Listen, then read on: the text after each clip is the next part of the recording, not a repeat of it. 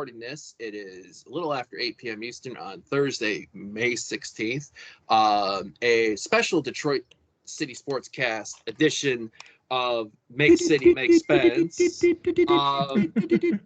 Believe it or not, we actually did plan to record tonight at this time, and we did have an agenda planned with, and to go into that agenda, we have Garret, myself here over in Warren. To the west of me, kind of in the straight bound, is Adam in Plymouth.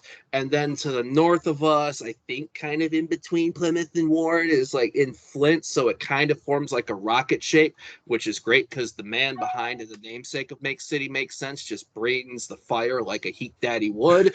Sean Spence, good evening. How are you tonight? I'm well. Thank you, Garret. I as usual, I feel slightly less well once you introduce me. So, the bit continues. Right. Well, I think that like there's usually a moment during your introduction that I realize I can't possibly hit your energy level. And that I'm about to be it's like we all of a sudden we drank some scissor, we're like, oh, now Sean's talking, it's going so slow. Glass number 2 tonight of the Mountain Dew, because we've had plenty to talk about. So like I said, we had an agenda. We're gonna and we'll get to that agenda. We'll talk about the men, what they've had recently, triumphs, hopeful triumphs next week, the women starting up. But then Adam called me at 12:30 this afternoon. Yeah. And it's when Adam's calling me in the middle of a day, something is about to fucking go down. Adam? Yeah, I was at work, and it was a busy day, and all of a sudden I see, I have my computer up and everything like that, and I see like a little notification come in from Alex, right?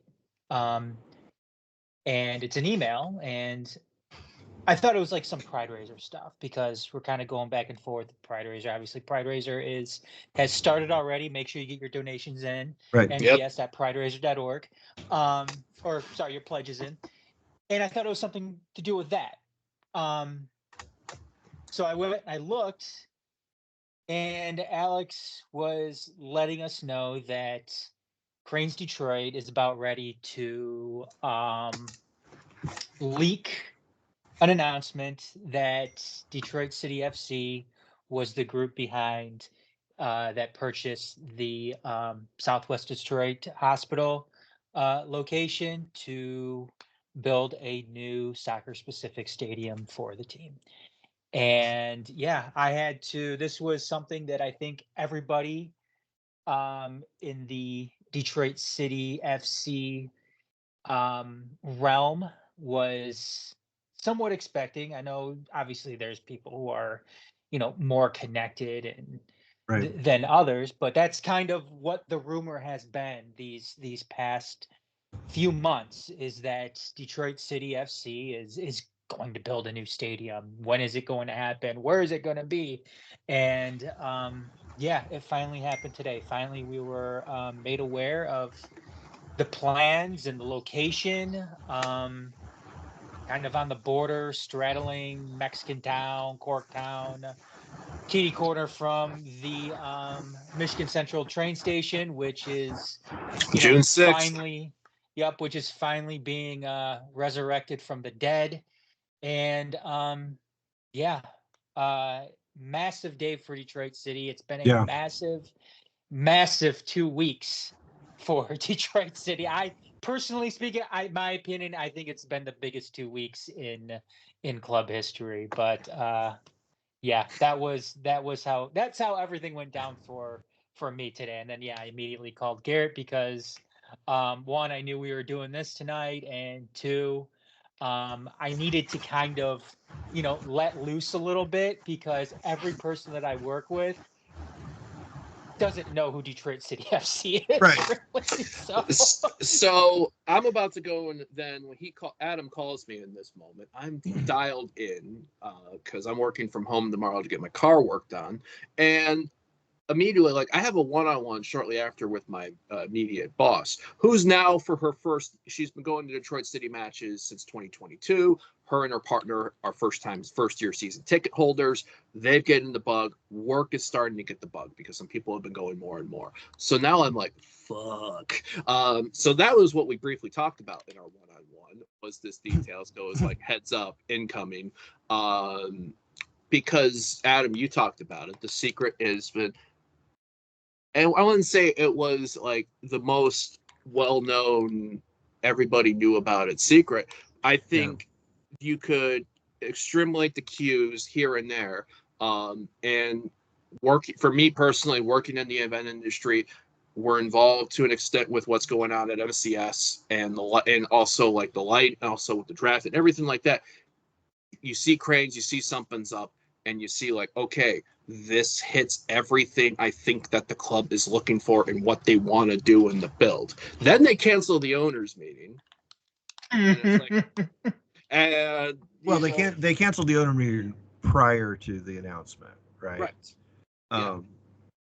But I think that, like, so now it appears that they canceled the owner meeting in a panic, probably the moment they heard cranes might be leaking this. Yeah. Right. And then spent last evening drafting the statement that came out today to get ahead of cranes. But like, we all belong to a Discord, a community of folks who talk about stuff, and there were people within the Discord who called this like the day the land trade changed hands. Even beforehand, we talked. But I mean, they talked about that site. But then, like, that was what struck me, is like that land changed hands, and like the next day, there's and I don't want to mention their names because if they wanted to be publicized, they could publicize themselves. Sure. But within like that next day, they're laying out the documents. Like, okay, well, this dude's a broker, and this is a big parcel of land that we've looked at previously. This could be the stadium site.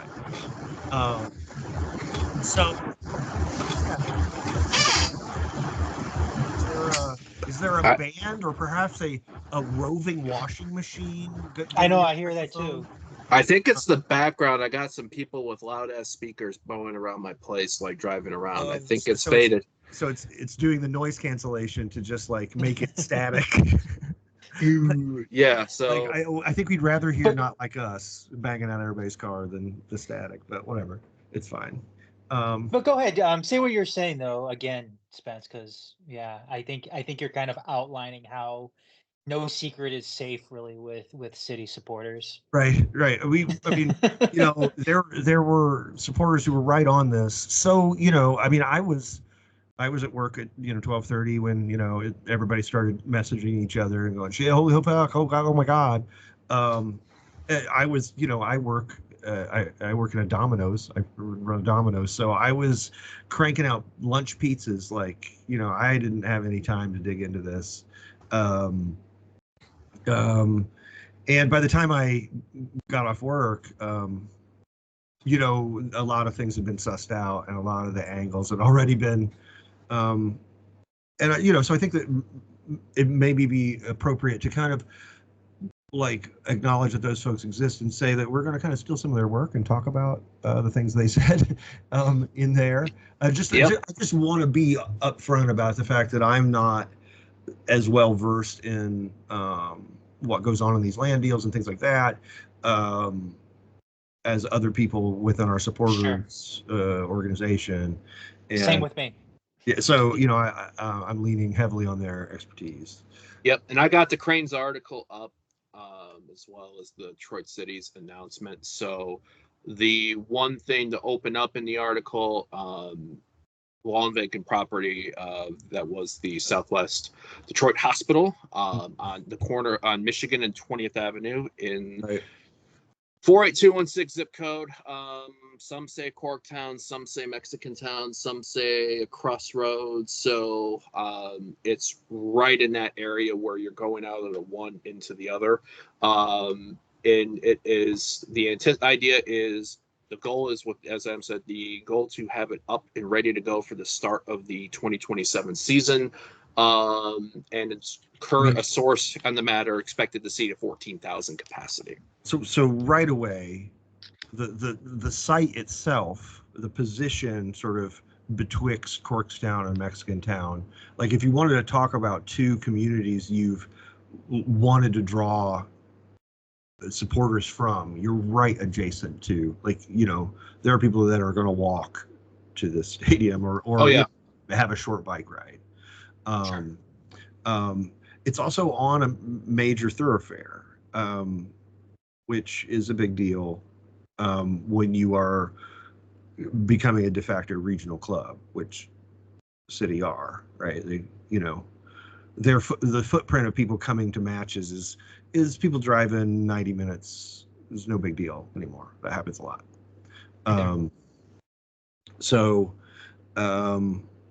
Yeah, I mean, this is one of those things that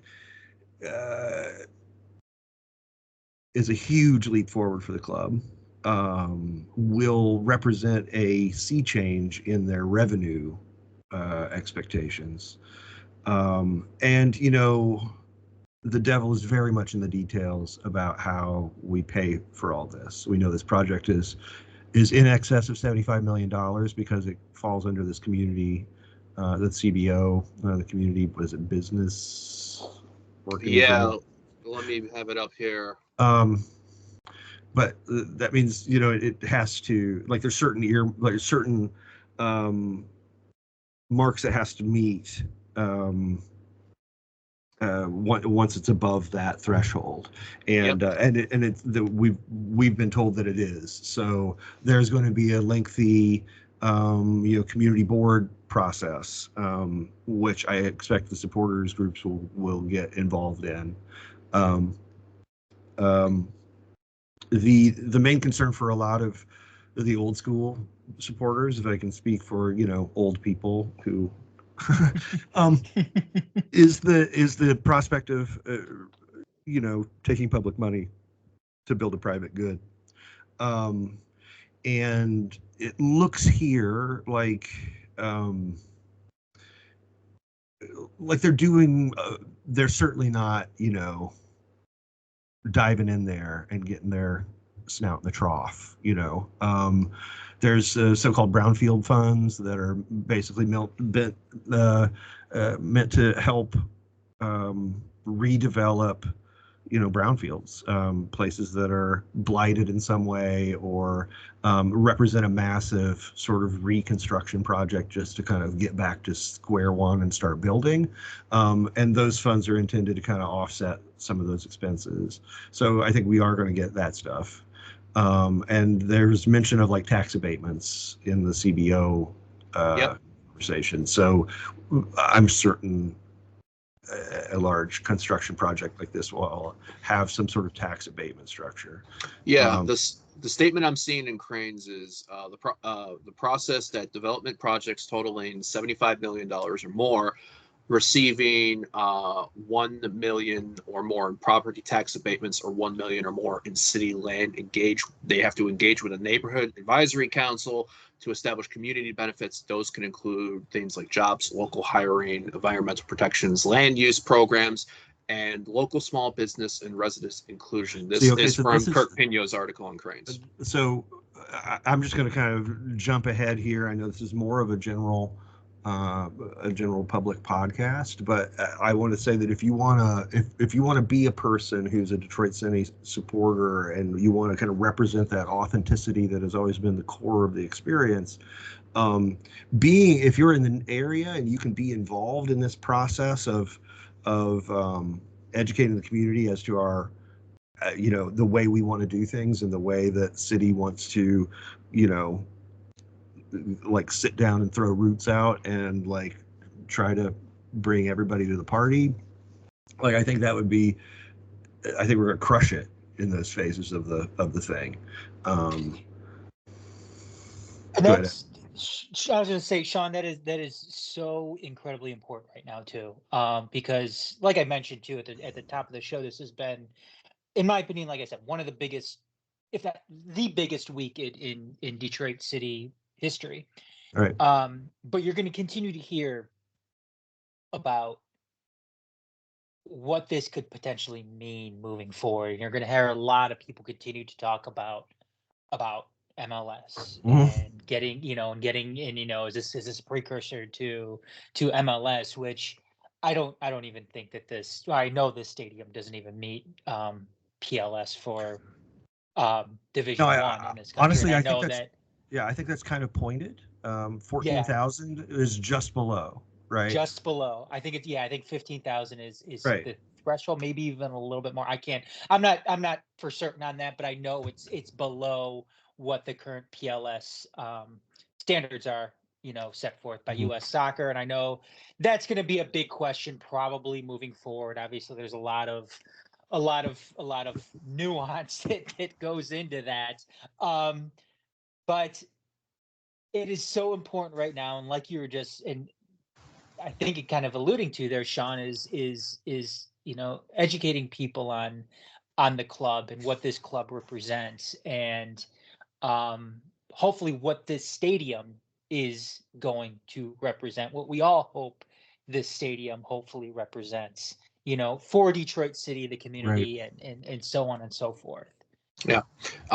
One thing also to note is what's going to happen with our current establishment where we currently play at, and that's Keyworth Stadium in Hamtramck. So currently, as Detroit City, for those that are just getting into Detroit City or unsure of Detroit City's current situation, Detroit City has a 10-year lease right now with Hamtramck Public Schools that has the use of Keyworth Stadium. A very, very affordable lease as far as that goes. But the club has also been responsible for maintaining and even basically pretty much, is it wrong to say bringing Keyworth Stadium back from almost death? Oh yeah. I mean, now the old ball yard is like, its bones were pretty tough, so it could have laid there undeveloped for another 20 years and probably right. survived, but it was falling apart. And like the steps weren't steps anymore. They'd kind of like things were chipping off. The concrete wasn't good. The all the bleachers were kind of rotted. Like they sort of just dried out. Yeah. They looked like driftwood. It was in bad shape, and it was desperately in need of investment. And it had been run basically as like its entire usefulness to HPS was just as a field. They weren't really trying to maintain it much as a place to watch sporting events. They were just kind of like, that's expensive. We got other shit to do, which I understand. Yeah. And when we came in there and poured money into it, like I think we've gotten our value out of that, out of the whatever we're spending to keep the place ready for match days. It's positive expenditure on a public good, and yeah. I got no problem with it. Now obviously we don't. It does mean the field sucks a little bit, and it means that you sometimes you feel like that chemical smell from the porta potties is just never going to leave your nose hair. Like it's just gotten in there and it's never leaving again. Yeah. And that stuff is not great, but in 10 years we'll look back on that like fondly and be like, oh man, remember how that porta potty stank would get up in your nose? Like that shit was awful. I miss it so much. My God, yeah. It was funny in a way because I'm thinking about Adam and I, Spence, we met Owen Evans, who covers the Phoenix Rising for a fan podcast and Phoenix Sports on Saturday. And then he did a multi-thread tweet after the game, one of the games we'll talk about this past Saturday, and has some cool photos. He took the fun thing about Keyworth is that in some regards it does deserve criticism, but it's not normally in the way that people criticize it for. It's the most unique venue in the league by a mile, and one you should definitely experience if you can. Danny Dicchio's Q&A when he was hired, talking about, because Keyworth, to much people's astonishment, is you can go on it. Anyone can go on at any time. Right. And there's no sacred turf of Keyworth. You can just walk out there. Nothing is sacred. And Danny talked about when Sacramento Republic came in the day or two before playing us, June of 2022, that there were a bunch of kids playing out on the field. And it's like, hey, can you come in by practice? And the kids told them no. That's I mean, the local kids will, I mean, now they're fearless. You can chase them off, but they will tell you to fuck off immediately. That's and then the younger crowd, and then the younger adult crowd will, they're tough. Yeah, that's it. It's a tough scene, is what we're saying. In all fairness, though, if that is anybody's pitch, if it's anybody's stadium, it's their stadium. Yeah, they live there. It's their neighborhood. Right. So exactly. Yeah. Like,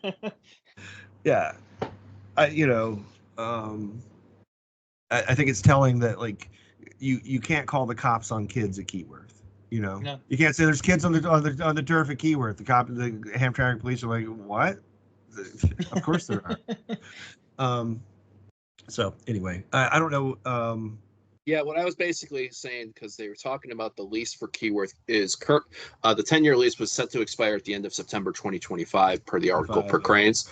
In there, a team spokesperson mentioned to Kirk Pino that a lease extension is in place, so Detroit City is able to continue using Keyworth until a new stadium is built. So it seems like the goal here right now is to use it for this season 24, next season 25, the following season 26, and then be at the new ground beginning of 27. I mean, so I'm gonna predict right now that we're actually gonna get into the new ground mid-season in 27, because that's how it always fucking works. But, we're gonna open in February. It's like April, May 30th, June 12th. Here's another July foot 1st, of snow. Yay. Have fun with that. Yeah. But it'll be fine. I think it makes sense. If people don't know, there's been a kind of a sea change politically, Hamtramck school board, and that means that the clock is ticking for City. They really kind of, like, we're a good thing for them, and I think they kind of recognize at this point that we are solid citizens of the community, but at the same time they would really like us to fuck off. So there's only so long you can, like, chill on someone's couch, no matter how much you're paying them for that couch, before you gotta go. And in this case, it's going on. This is year 8 going on 10. Right now, we have a contract. Yeah, I mean, like, look, and this means that there's no need for worry or rancor. Like, look, we're going to get out of here as quick as we can, and in the meantime, we'll keep dumping money on you. So you're welcome. We're not going to get stuck playing at some high school with a massive track around the pitch and exactly. Football field lines. Yeah, exactly. I do not want to relive the Castech experience in the USL Championship. That would be terrible. I'm sure USL doesn't want to experience that either. Right.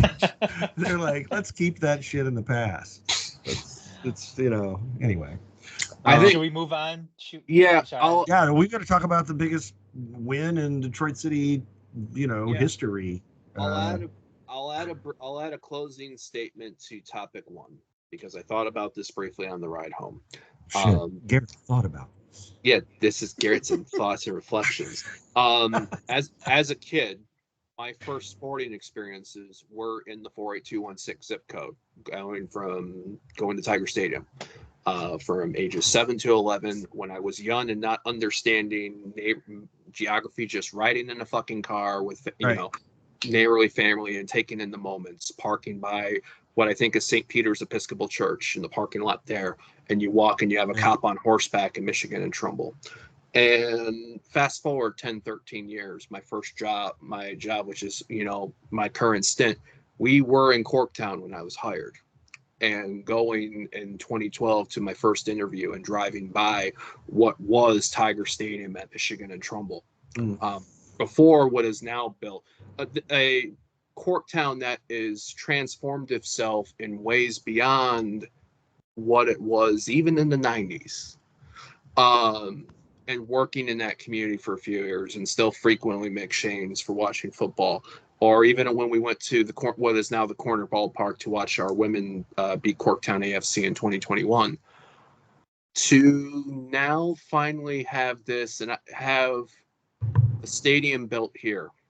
Yeah. In this area, in this region, in this zip code, where so much historic Detroit sports moments have been, I think it's something that's a full circle moment for me. And I am looking forward. It's not going to be a fucking easy road. We all know this. Right. One way around, and we'll talk about, especially when it comes to our opponent. We're going to be playing an Open Cup next week, but I say to the future. Yeah. I mean. Yeah. But now we got to talk about the. We got to talk about the. Yeah, thank you. Feel good. Felt good to get that. Now to one of the previous biggest moment in Detroit City sports history that happened last week.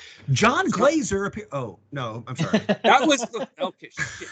That's the one that was before that. Sean Spence, fill us in with that magnificent muggy night in Houston. Right. I want to preface this by saying that I lived in Houston for 5 years prior to moving up to Michigan. And it is a malarial swamp. Like, it is just... You're right. Just so the air is so thick, and like the thing is, I moved there like at the beginning of March, and so it was like the full bloom of spring, and it was only like 78 degrees, and I was like, holy shit! Like I was just like, this is heaven. I just moved into heaven, and then like 40 days later, it was 100 degrees for like 60 days straight. Like, oh, and the air is so thick, like, oh my god. Everyone's windshield is cracked because your car just sort of slowly explodes from the heat and of the air inside it. Like, I don't know. So, hold on, let me hit me. Yeah, it seems like that weird. The trunk of funk is going by. So like just and then the match began. Like, so I'm knowing they're like, yeah, it's 85 degrees at kickoff. Holy shit! Like, it's so much hotter than any match we've played in. Any like even the stuff in Arizona, it was weirdly cold. So like they haven't played in hot weather at all, and this is like swamp weather. Like it is. That stadium is in a part. It's down in the bayou, like the Buffalo Bayou is what it's called. It's just a canal basically that's part of the water control system that runs right through the town, and that means it's so humid. Like it's just mosquitoes and like it. So I don't know what the air was exactly like that night, but I suspect it was not amazing. And then the match begins, and I want to flash forward to after the match, Ben Olsen saying the thing about, well, they're a second division team. It's not even close. Yep. Like, I can see what he was saying. Like, if you saw what Hector Herrera did to our very good midfield, like he just mind fucked them so many times in subtle ways, like where you realize like, oh, there's a whole different layer to this. Like, this motherfucker knows the true names to shit and stuff. Like, he's like somehow like the first goal we gave up was on a near post corner that we really hadn't shown that kind of switch off previously this year at all. Now against Phoenix, we showed it again, but we'll get back to that. And they were up 2-0 and cruising after half an hour. Like, up 2-0, probably could have been up 4 or 5. Like, I mean, they'd created really good chances over and over and over again, just unzippering us and like making us look like kids. Like, oh my God. And then they got bored, and our guys were like, had been waiting for that. like, okay, they're not gonna. This is not, this is not a international, elimination match. Hector Herrera is not going to be locked in for this for 90 minutes. He's done his thing. He's got 2 goals, and they're like, fucking hey, we got these guys beat. They just let their foot off the gas and let us back in the match a little bit. And then Ryan Williams, hit an absolute golazo. From one of the goals of the season. just first time from 40 yards, top bins, and so at halftime it's 2-1. It's no longer, we're no longer getting dragged. We kind of maybe established a little equilibrium, and then we got a goal out of nothing. So it feels good. But still, going into the second half, I didn't expect anything, right? Because they had dragged us at will, and you presume that once you show a little more will, they're gonna pick it up again and start dragging us all over. But that's not what happened. Once we drew level, they got a goal immediately, just sort of out of nothing. One of their subs is, a goal-scoring international. This is why Ben Olsen is saying that. Because they can bring on a dude who scores goals, internationally, and he immediately scored a goal. And on the kind of finish you just don't see a lot, just kind of crushing it from 20 yards, skidding it across the ground because 5 guys stood him off. Everybody was kind of like, he seems contained, and he scores. And we just didn't shit ourselves. I think that our guys by that point had kind of convinced themselves that they belonged in the match. They're like, no, we can do this. And he's out. He got subbed off at halftime. We don't have to worry about him. When you bring on Artur, it's just not the same thing, right? He's like a USL player who's really, really good. He's not like a wizard.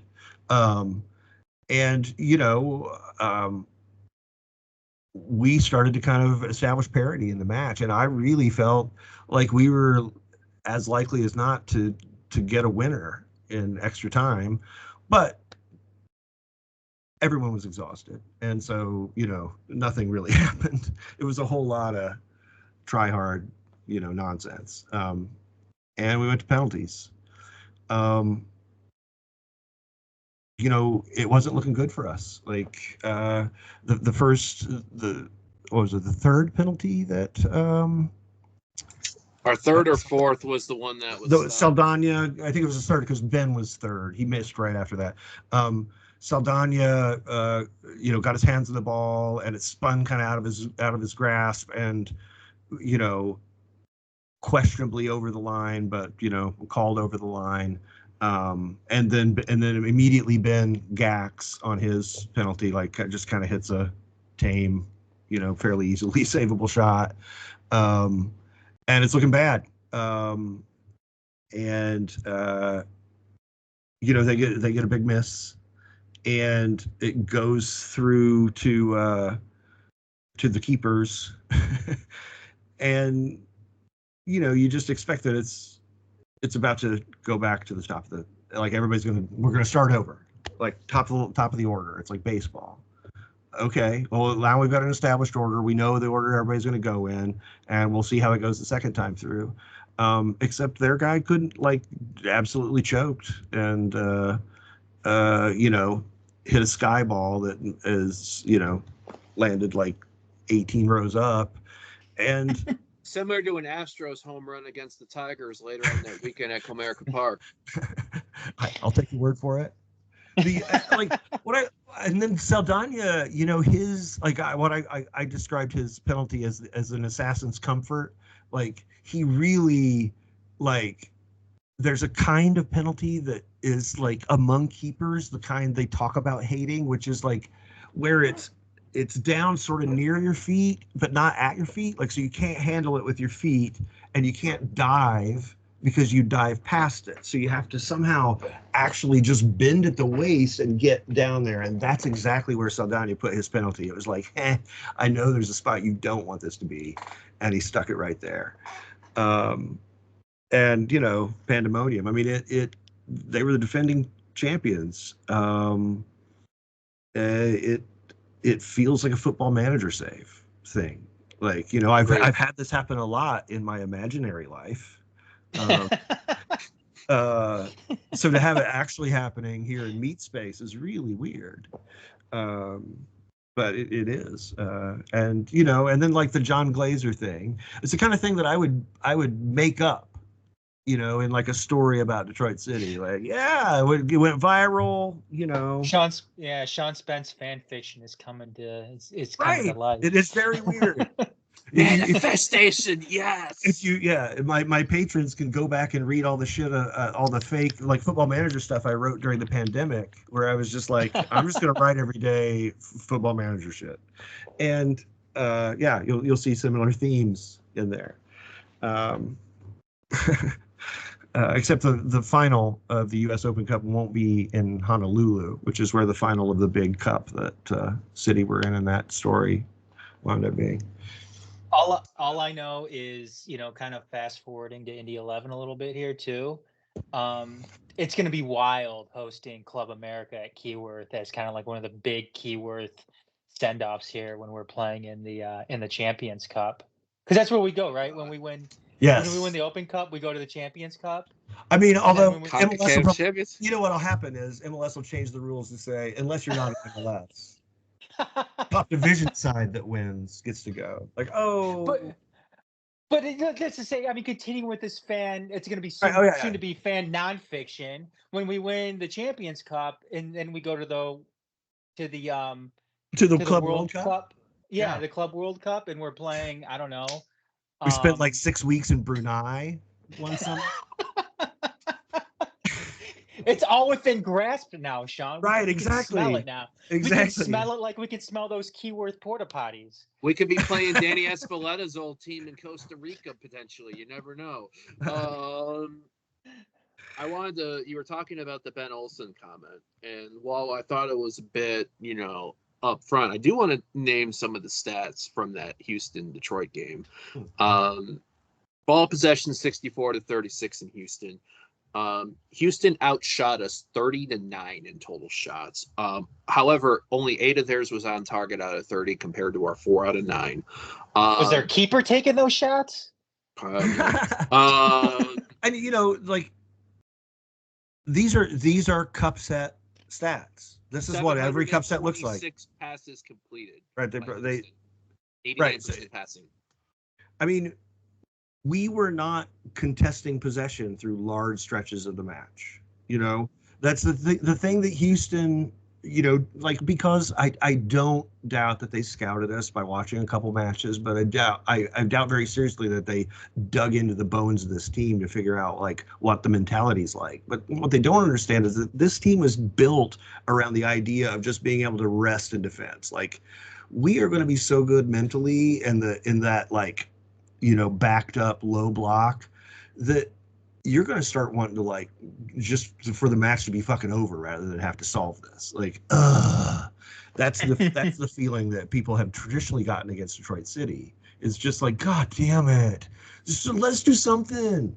You know, no, we're not going to let you do anything. And you know, so Houston really ran into that. Like, once we got feeling more comfortable, we started playing that way. Like, okay, well, I mean, there's only one ball, and like when we're in a low block, it's not about man-to-man anything, you know.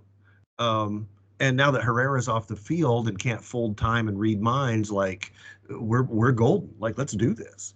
And it really, you know, I thought it was an impressive showing of the spine that we knew this team had, you know. Devin Amumensa just playing both ends of the pitch. I mean, going as full as he did. Right. Just ballers. Just like Devin, like he's just so goddamn good that I really worry if like we play another MLS team, like let's say we play well against Indy 11, which is like we're going to need to play really well to beat them. They are Right. on the roll. That there's going to be teams in for it. And we're coming up on like this is the opportunity for every one of these guys, right? Like when Alex says there's 10 times as many eyeballs on Detroit City right now, that's scouts too. And Yep. We've got guys that are showing they can make a difference, and there's a lot of players in world football who are out there just kind of marking time and trying to get by. So when you see a guy who makes a difference like Devin, you're like, okay. And I think if they dig into his underlying numbers, they're not going to be like, this guy's a sham. It's like, oh, he's very good. He doesn't look flashy at all. You never look at him and think, like, my God, he's a gazelle, or he just absolutely bullied that guy. But he seems to win at like almost every duel, and very seldom gets beat in the air, and keeps the ball and advances the ball and breaks lines. Like, what do you need? Like, this guy's great. How did you, after that performance that happened Tuesday, and literally the absolute hell that went playing not only 120 minutes in those conditions, but penalties, to then take on the defending USL champions, who luckily for us, a day after we went through that, they had 120 minutes of their own in North Carolina and went down to 10 men. We did, and they were without, thankfully, Darius Formella, who welcomed the birth of a child during this week, so he did not travel with Rising. So what was your takeaway of the match and our performance on Saturday, that 1-1 draw against Rising? If I'm honest, I was a little disappointed in the second half performance. I was a little disappointed in our incision in the first half. I felt like it was one of those scenarios where, like, look, you're having the flow of play your way, and this is probably not a team you're going to dominate for 85 minutes. So you need to take advantage when you have things rolling your way. And kind of felt like we didn't really, like, we got Ben's amazing goal and then just kind of a bunch of half chances, and like, I don't know, it wasn't. I was feeling uncertain at halftime, and I have to confess that I was going to the women's match, which was happening here in town. So I left with like 15 minutes left, and like, went back and watched it later. But when they got the goal, another fucking near post corner that kind of seemed to happen before we were switched on. Like, okay, I'm sure the players have watched that film and the film of the first Houston goal ad nauseum at this point, because I'm sure the coaching staff is like, this is a no, this is a big no. Like, this is not a thing that can be replicable against us, because it's a thing literally every team in the world can do if they know you're susceptible to it and they can practice it for a few days. So let's hope we've seen the last of that. And then, it was hard to feel any resentment really in the second half, because both teams were just dead on their feet. Like, the subs coming in looked tired after like 45 seconds, like, because they were the people who had played some. They're like, okay, well, I probably got Bar Reese from his comeback, because that team's jacked. Right. Oh, he looked fantastic. But I'm talking about for Phoenix too. Like, everybody was just like, bro, and the match just sort of petered out to me. Like, it was competitive and the teams were going at each other, but it was like they were playing with foam swords. It wasn't quite like, all right, we'll do what you're gonna do. Nobody's getting hurt here, and really the draw felt just like, all right, That's fair enough. Like, they have a greater depth of talent than we do, and more attacking talent than we do. But on a given day, especially like I would say in a one and done, like a playoff scenario, I wouldn't be like shitting myself about playing Phoenix again. Like, this is a team I think we can scheme against now that we've seen what the players are like. So, you know, it's all right. You know, have to like get right back at it. Like, there's not much slack in the schedule. So advantage for Detroit City, if anything, because they're off in league play this weekend, which is nice. Much like round 3 of the Open Cup before taking Michigan Stars. A trip down the highway back to Indianapolis to take on 11 again.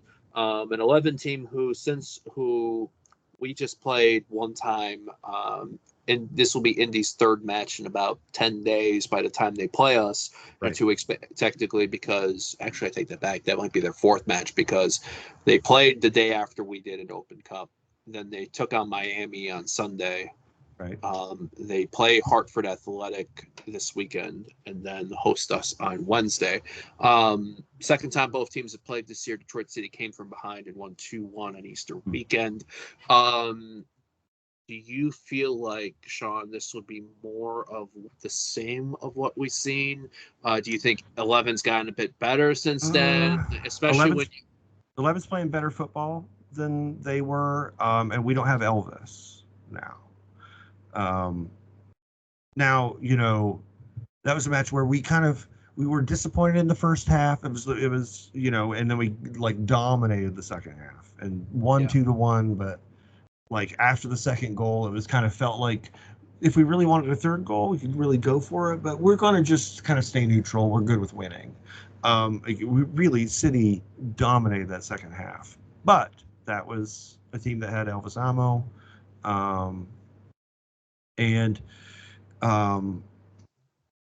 You know, and the thing that I think will be interesting is because we will be much more rested than they will going into this match. And so we'll get to line up our 11 however we want. And, you know, we won't have, besides Elvis, it seems like we'll pretty much have everyone else available. And,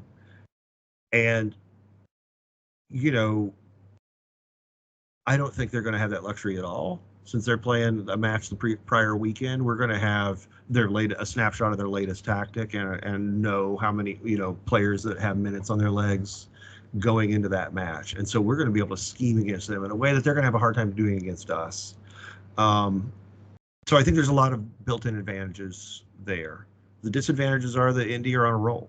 Like, and if they steamroll into this match, having won 2 further matches, while we've been like getting healthy, like, you know, they could be up 2 goals before we're even like kind of at full speed.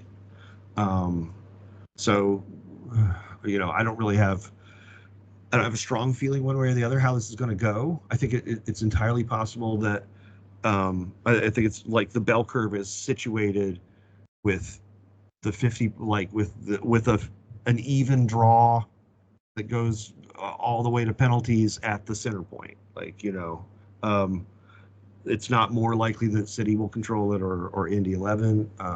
It's a kind of a classic, like, would you rather have form or fatigue, you know? And we'll have the fatigue on our side and they'll probably have the form on theirs. Now, having said that, those matches haven't happened. They could be stumbling into this like absolutely caked in shit, like having lost, had a bunch of dudes hurt, like anything could happen. So yeah, and they're playing Hartford, who are going to probably give them a little bit of hell on Saturday. Hartford, yeah, and Hartford are a team, like, they're not a team who I think they haven't quite performed the way they thought they might, given the, like, they put some resources in, and you know they've been okay, but haven't. I think they're going to want to come out and really like kick Indy's ass and like show like no, we're one of these, like, we're up there with Louisville, we're one of those teams, right? And you know, we'll see if that happens. How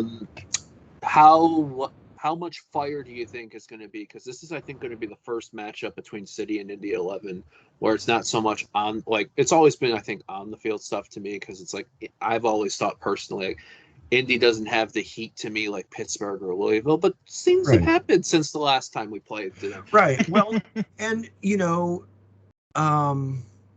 it's hard to know how to feel about Indy 11 right now, because like you're someone who's grew up in Indiana, right? I grew up in Indiana, and like, the idea of having a good, stable, professional team in Indianapolis, like I want that to be a thing. The villain shit that the mayor is doing in Indianapolis right now, where it's basically, I mean, it's just classic billionaire, like, it's the same thing that happens when some fucking company buys the water system from your town, from the town board.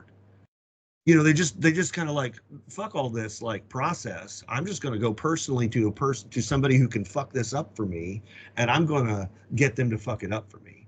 It's Trumpian, is what it is.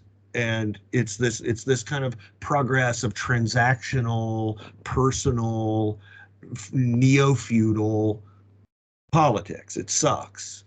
And so the mayor in Indianapolis needs to be slapped down with the quickness, but it's not going to happen. Like, he's doing this from a position of power, and he's clearly got a local billionaire who's like, fuck yeah, like, we'll do it. Like, I'm funding this. Ignore those assholes. Like, yeah, just let them twist. Just let them look like assholes. Just like they've got this $1 billion complex that they are about to like get the like break ground on. Like, they're at that point, and the mayor's like, actually, we're not going to fund that. He was at the groundbreaking ceremony. Yes. Yeah. Like oh my God, this is just straight like political villain shit. But I mean, it's something of our time. Like, I hope that we look back on this in a few years and go, yeah, wow, that was how things were about to be. I'm glad it didn't go that way. I fear that this is just the thin end of a wedge of a lot of this, where you're going to need to pay bribes to your local, water board to like dig a ditch. And all the people who were like, oh, regulation, are going to discover that like corruption is way worse. But this is America. Show me a politician that isn't pandering to billionaires to try to get a sweeter deal. I mean, and I think also too some, the thing. But yeah, they are powerless. So I was going to say the funny thing about it, because the mayor had the press conference about talking to Don Garber and talking about getting an MLS side, and then it was the Brickyard Battalion members doing their stance about we are 11 and all this, and then a couple of days later, I always forget the guy's name that's the main owner of Indy. Like Ozmir? Yeah. He's like, yeah, he's talking about the end goal also being MLS. Right. So it's basically just it's an he submarined his own supporters group. And then they were like, okay, well, I guess, what? Like, where do we go here, dude? Stockholm syndrome. That's what that was. Well, like, no, it's class solidarity.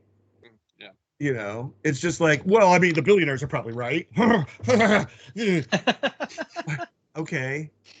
You're getting fucked here, right? You're getting fucked, right? Oh God, that's perfect because of the NGS tagline for this match, which comms team, well done, bud.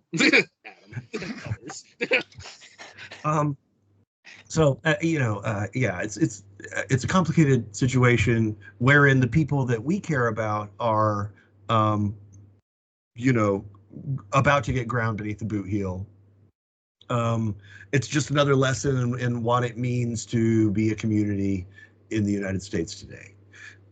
So yeah, if you're not founded explicitly on like bigotry and violence, I feel cheerful. Adam, are we naming the tagline for this match, or are we going to be saving the extremities for what we said in Tunnel Talk earlier in the week? I don't know. I'm not that far yet. Oh, okay. I'm not sure. I thought you were going to say you couldn't remember what it was. Like, I don't remember what that tagline was you're talking about, Garret. It's Don't say it. Like, you're supposed to be like it's waiting to roll it out, right? That's what Alan's kind of signaling. Well, no, it was already put out when we announced it. When it was announced that we were playing Indy, it got posted out. It's a battle of fuck you, MLS versus fuck us, MLS. Yeah, it is. They have kind of turned pick me on this, and somebody posted in the Discord that meme of the dude in the lemon yellow suit, like looking out from behind a tree, like going and they replaced his face with Don Garber's, saying that, like, he's looking at this Detroit City bid. And I mean, I can't say categorically that we won't get this kind of fuckery here, right? Nope. No. Especially who the mayor is, Sean.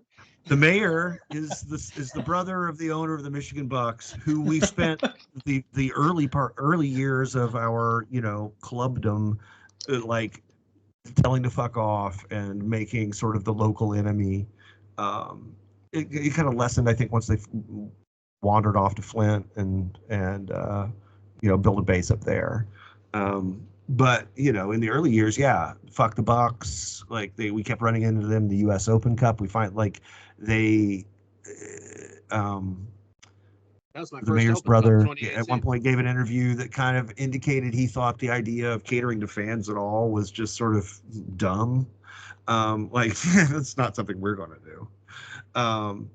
This is back in like 2014 maybe. And they were kind of they were the thing we were chasing for a few years there. And then we defeated them and, stood on their corpse for a couple minutes and then went on to better things. So, do I think his brother, the mayor, might, enjoy giving us the knife at some level? Sure. But also, I think that what we are going to do, I think that's where the community building in the run up to this really matters. If the local communities are bought in, then he's not going to fuck up his support in those communities by going over against us, because he is well supported in Corktown, Mexican town. Duggan does pretty well. So, I don't think he's going to. I think that what I'm saying is that's part of why I'm saying I think it's important that we get that political work done, because, there's many a slip between the cup and the lip. And I'm sorry, this is the perfect transition. I'm sorry if there's anything else that needs to be said, but Sean, you mentioned, fuck the Bucks, beating Flint. We've got to transition. When you have the producer here, magic happens. We gotta transition into another massive victory for Detroit City FC, and that was the Detroit City FC women's side going into Flint and beating Flint City AFC 1-0. You were there. I was there. You were there. This was, and I think it's kind of falling under the radar in terms of how big of a win this is. Flint didn't lose a regular season game at all last season. Right. And they came into this season ranked, I think, 7th in all of USL-W. And City went in there. Top 5. They were top 5. And City went in there and shut them out. And you know what? Looked pretty good doing it too. I mean, it was the thing to remember about this Flint last year. Previously, Flint City AFC, has existed for a couple years, like maybe 3 now, 4. This is their 4th, I think. And previously, they were kind of feeling their way, right? They'd spent a couple years just sort of recruiting local people, and I think had and then they hooked up with the Michigan Hawks, and that was what led to them dominating, last year, and like it's just they basically signed a bunch of talent in one move, and Sean, yeah. Real quick, didn't they also hook up with Eddie Hudson too, who was the old owner of Corktown AFC? I think they might have, yeah. I don't remember all that. Like, I try not to. Yeah. Okay, so Bad the week for business side of Corktown women's AFC. soccer tends to be like so grimy, and I just kind of don't dig into it much, Yeah. And this is an because education session for those that don't know about lower league soccer. Consider yourself learning right now. right. I tend to think of them as just sort of the Bucks like distaff division. Although really Yeah. they I think they were the Corktown. What were they? The Sun? Detroit Sun. Detroit They were- Sun, then Corktown AFC. Right. I think there's some of that. Like I think there's some of that they purchased at some point. So I mean, this is a very talented team that went through the league undefeated last year. We drew twice with them, and then they beat us 5-0 at the end of the season. And the thing that it sounds like, oh, we had one bad game, but I mean, we were struggling to keep up with them in those 2 draws. Like we played very well in the second draw and managed to get a lead, and they just the feeling was like, watching a big ship just sort of like engage its engines and sort of pull away from you like that. They so easily tied the match once, like we got a lead and they just immediately like went like Man City, sort of like, okay, well now it's a draw, and we were able to kind of like escape with the draw, and then they crushed us 5-0 at home. So tough. This match was very different than that. The starting lineup for City was the youngest it's ever been, and was still older, I think, than Flint's lineup, which was half high school kids. Like there's a lot of talent on the field, but not a lot of seasoning, and I think that really showed. Like Tatiana Mason and Gabby Shriver in goal. Are much more experienced players, and they really looked it. Tatiana, she was in there. She was originally going to start in the attacking band, and the idea was to produce amazing through balls to the blindingly fast striker duo of Adele Francis and 15-year-old Lake Orion phenom Lily Jekyll. And what's her name? Kate Childers got sick right before during the day, and so Tatiana dropped back into the double pivot with Lily Bosley, who was a 2-time Miss Michigan soccer player, and looked like a baby Sam Mewis in this game. Like a lot of range, great touch. Like she's got creativity in her bag, but that's not her role in this alignment. She's here to win the ball, and she, the few times she kind of expressed herself, it looked great. I mean, what an outstanding player she is, and really right through the lineup. Like this city lineup is different gravy than what we've seen before. Like these women can play. They show up ready to play. They are there. I wrote in the preview that women's sports has started to lose its bashfulness, and that's what I see in the City side. Like they're not coming out there like, oh, we hope to do well. They're like, let's fucking go. Like, and the younger players view this as absolutely natural. Like, I don't want to go too overboard about Lily Jekyll because she's a young kid, right? She's 15, but she's also, I think, maybe the fastest human ever born.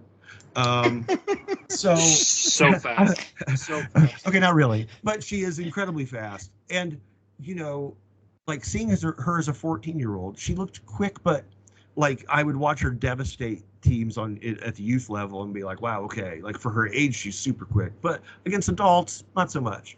But that year has made a difference. Like she's started to get that adult level speed, and like I don't think she's done, right? She's a freshman in high school. She just, in addition to being like, so I tend to think of, I have been conditioned to think of players in the way that Football Manager describes them, right? You have three different baskets of abilities. You got physical abilities, you got mental abilities, you got technical abilities. And so I'm talking a lot about Lily Jekyll's physical abilities here, but her technical abilities seem outstanding. And her mentality, I don't know how much, it's hard to tell how much anticipation she has because she doesn't need a lot of it now. She's so fast that she can just, it's hard to tell whether she's anticipating something or whether she just got blindingly fast and like, it looks like maybe she did. You know what I mean? So what I'm saying is that even at the USL-W level, as a 15-year-old, we're not like, USL-W doesn't quite test her top end at 15.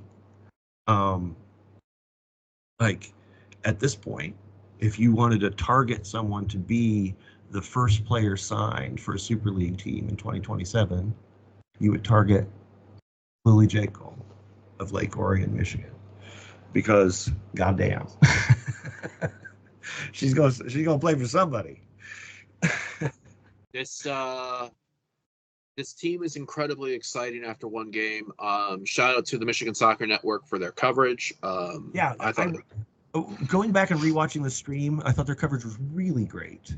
I've seen a lot of shitty streams in my life, and like just the technical quality was really outstanding. The ability to show a couple replays of the goal, which I'm sure is difficult with the kind of limited technology they're using. They don't have a TV rig there. They don't have a truck.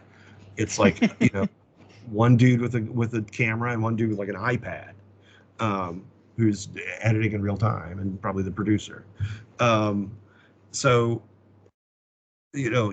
Really, really good. I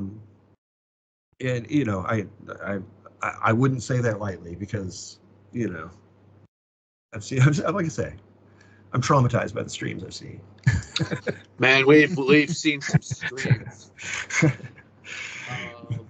So we got two matches coming up for the women.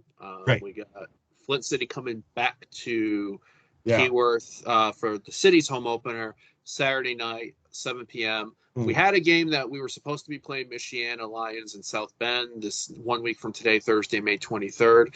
However, announced today, could be understand if it's been under the radar based on what else was announced today. Right. Might have missed this. Yes, the fixture. So we were supposed to be going to South Bend to take Michiana on May 23rd and then hosting them on June 19th, Juneteenth. Those have been reversed. So instead, Michiana Lions is coming to Keyworth to take on the ladies of Detroit City next Thursday, May 23rd, 7 p.m. And we will be going to South Bend to take on Michiana Wednesday, June 18th. I can neither confirm nor deny that the people from South Bend did not want to be in Detroit on Juneteenth. I don't want to say that. Technically Hamtramck, but yeah, it's all the same probably to those not in Michigan. It's the enclave. We need to get some George Clinton play in here. To talk about the match, we also want to give a shout out to a great friend of all of us, Sean Juice Grogan. Juice. We got wind being involved in some of the commentary of the women's matches this year. You think he's gonna do caller with Jarrett, right? Yeah. Okay. So we got Jared Mackey and Sean Grogan doing matches. My God, look how far we've come over the years. Talk about how far Mackey Vision has come too. Right? Yeah. Yeah. If you don't know, Jared is is he like the sports information director? Is that what his title is? Yeah, I have to close here. He's one of the media guys for City at this point. He's also a supporter from way back. He was legendary as a teenager for going to away matches and streaming them from his phone. Driving to Erie to cover Ann Arbor, Rochester in 2019 to see who was going to be going to the keyword Midwest regions for Great Lakes. The man has done a lot in his short lifetime so far. Yeah, Jared's great. Yeah, and also a couple people working full time for Detroit City while getting his college degree, which he just achieved last year. So, talented. It's exciting times. And you think we love football? Sit down with Sean Juice Grogan. I've always said that they should pay Sean to be a scout. Yeah, without doubt. Like this guy knows, like he knows players, he knows their tendencies. Like if you give him some forms to fill out, like he will fill you with data. Like, come on, man. I don't know if they've ever done that. But yeah, I mean, Sean is one of the most knowledgeable people I know about the sport, and a great dude. Like, funny and warm, and so I hope he kills it. Absolutely. And so now we got the two matches. We got Flint Saturday, and then we got Michiana 5 days later, both at Keyworth. Yeah. Are you thinking more of the same from Saturday, or is it just going to be really in the air based off of who's available on either teams? Yeah, I mean, City is going to have some availability issues. The striker combo, neither one of them's going to play on Saturday. Lily has a commitment somewhere else. She is highly sought after. And Adele dinged up her ankle and is not going to be ready to play on Saturday. So, when I say that Dave Dwahey has recruited a lot of players, I think they've announced 32 players, something like that. That is, I'm going to say that is less than 70% of the full commitments. Just like Gold Star recruiting then, when Gold Star released 40, 50 players or something like that. Oh, good Lord. That might be too close for one of our top yeah, I think it's more like I think there's a lot of players that are listed who aren't in immediate contention for game time, this year, but who are kind of they're players who are in the pipeline and who represent, depth sort of for the future. But I still think there's maybe 30 players that Dave feels he could use in matches. And so we're going to see significant rotation in certain positions. Where I wouldn't expect to see a lot of rotation is I expect to see Avery Peters play every minute that she's available, probably. Tatiana will play, I think, a lot if she's fit. But I could see her needing rotation. She's not a person. She's not not a three-lunger. She's not I'm going to run 90 minutes and be fine. But really, Emily Paget probably will be somebody that will maybe see. I mean, Emily, I think they've got a lot of attacking. Dave has a lot of attacking talent. Right. So Emily is somebody. I mean, she's clearly earned the right to more minutes. But I don't think it's. I think the matches are going to come too thick and fast for the players to play every, especially the attacking players. The defenders, I mean, I don't know how into this our audience is, but generally defenders don't expend as much energy over the course of 90 minutes as attackers do. Every every pressing motion is set into action by the attackers, running at somebody. And City presses quite a lot. So the attackers do a lot of sprinting. And it'll be interesting to see. I know that Dave gave me the name of a player that the club hasn't announced yet, who she's a pure pressing forward, plays for, I think, Wisconsin, who I think is going to come in. She might start this next match. So,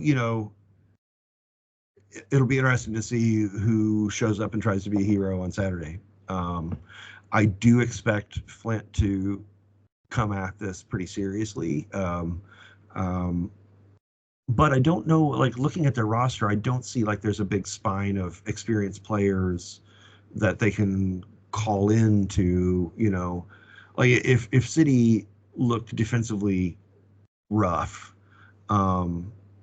there's experienced players on this roster who Dave could call on to kind of like, you're going to get like a solid performance out of Megan Miles and what's her name? Played at Iowa. I have it up here. I thought I did anyway. I don't see actually. There's not a. Melanie Moore. Melanie Moore. Right. So Amanda Britton too. Right. Like there's players like we've got players from the PASL team that we could hot swap in for any position that needs, a rest. Danny Stephen is a fantastic player who Dave's going to have to find time for. And where do you put her? Like, naturally, she should play probably next to Lily Bosley. But what, is Tatiana going to sit? Like everybody played well. So you were talking about the PASL team players too, just some of those names: Kayla Addison. Claire, I mean, Addie. Hannah Crum, Claire Trelino, Fatima Nasser. So, right. There's a handful of talent that can get something. Right. I would be interested, like Claire Trelino. It's interesting because Dave started like a winger, a left-footed winger at left back, and a right-footed, mostly center back at right back. And that had the expected outcome where the defense stayed home in that left channel, which is where Bella, what's her name? Gaetino. Bella Sabo? No, Bella Gaetino for Flint. That's where she likes to. She likes to stay in the left channel and put it on her right foot. So I think that was part of the idea, was keep that right back at home to help. Claire Trelino is a pure like right wing back, and so I think I could see her coming on in a match where we need something. We need to create something. Coming on for a more defensive starter. And Kayla looked great. Addie, she belongs, she can play at this level, until she's 35. Like, she's really, really solid. Has more pace than you think. Like, she knotted the ball onto herself and just straight up outran, all of these teenage defenders. Once she gets going, she gets going. Yeah. She looked like a handful. And I really, honestly, I would love to see her paired with Jekyll. I would love to see, big woman, little woman with those two. Like, because they both can run. They'll both press their socks off. And like the idea that Addie's going to knock it down for Lily, like, that sounds real good. But anyway, we'll see. So at the end of it, so we got in the order, we got the women on Saturday at home in Keyworth. We have the men in Indy on Wednesday, 7 p.m. Eastern for Open Cup round of 16. And then the next night, the women at home to Michiana in Keyworth. How do you see those games playing out if you were to predict the scoreline? Sean, I want you to go first, and then Adam.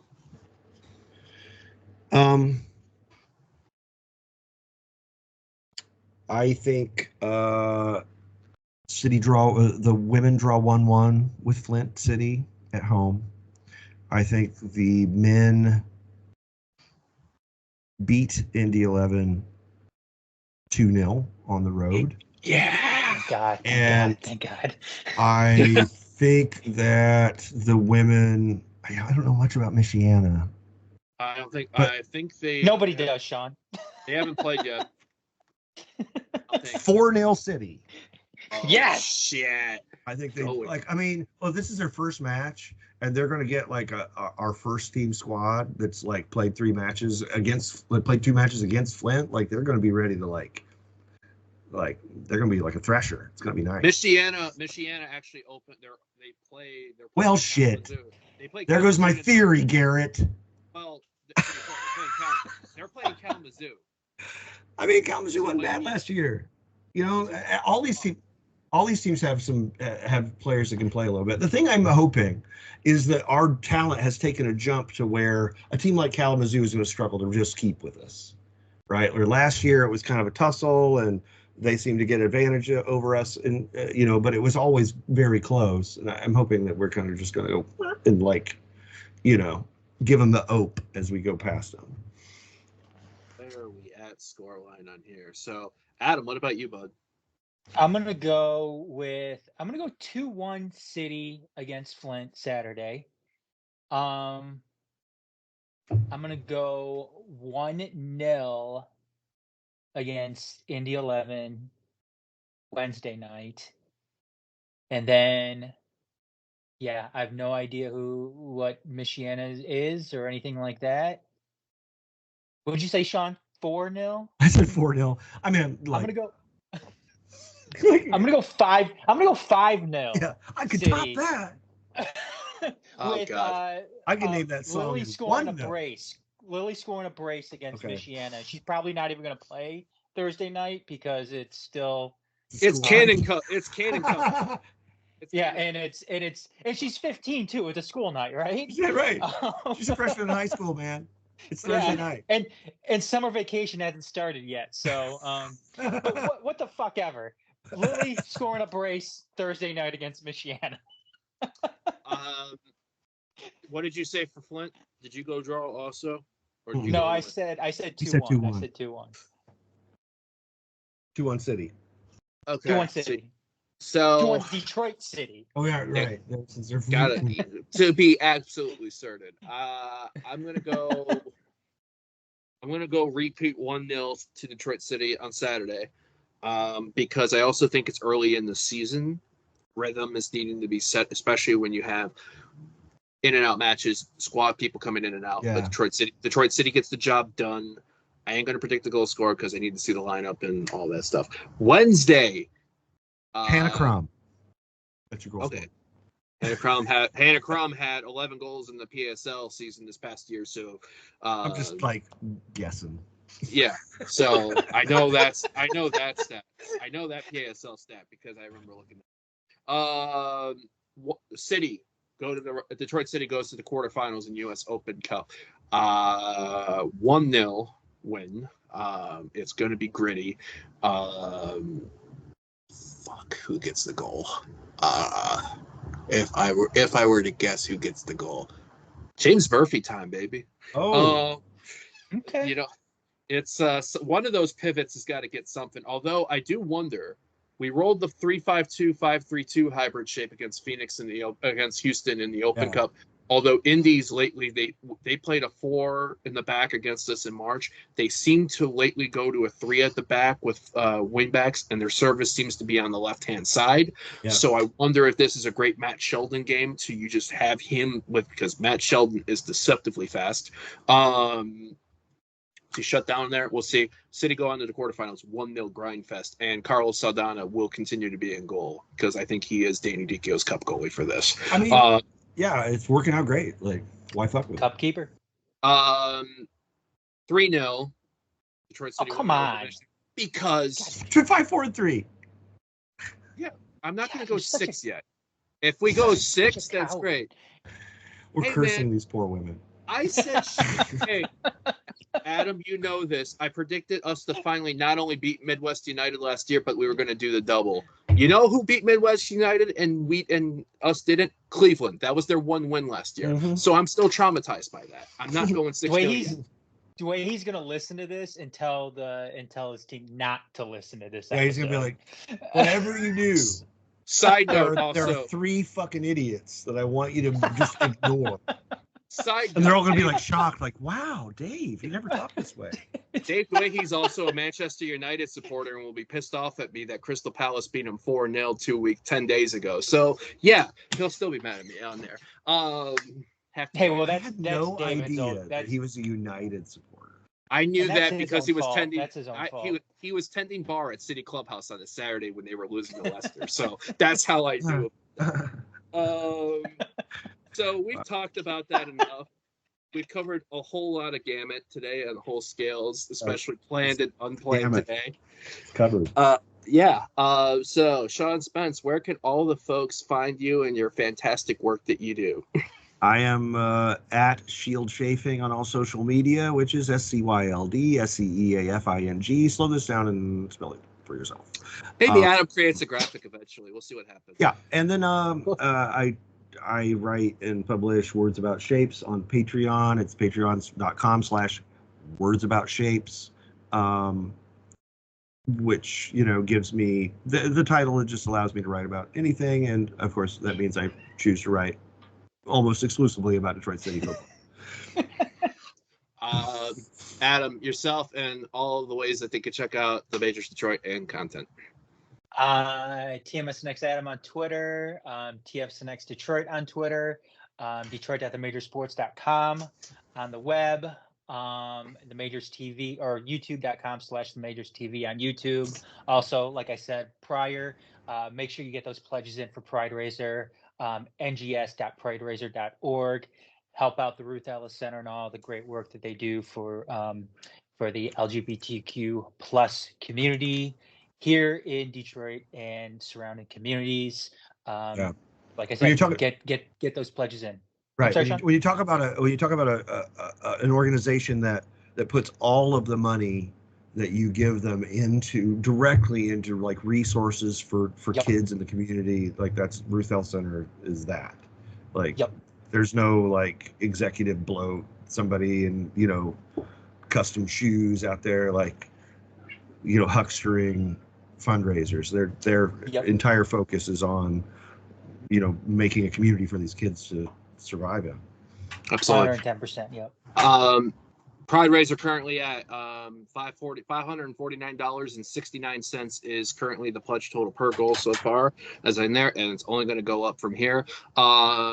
You can find me Twitter, Instagram, Discord at GM Komatz, as well as any of the molding series, Molding Over City, which is 451 Detroit's YouTube channel. We just dropped a post video earlier this afternoon. There's actually going to be a tunnel talk that we're doing tonight that they're fucking waiting for. They're like, where you at? So can you guys wrap it up? Yeah. So all fucking that sitting here. stuff. No, it's bad. I feel it's bad. Yeah. It's Jaime just got done with his family's band concert, so it's just Alan waiting for us right now. You're waiting. Yeah, you're in the lobby, bitch.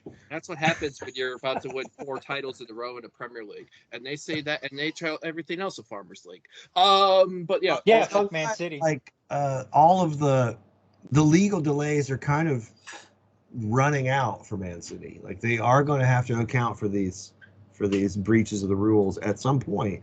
And it seems like what they've done is they've postponed the punishment until the Premier League has gotten themselves really ready to punish the fuck out of somebody.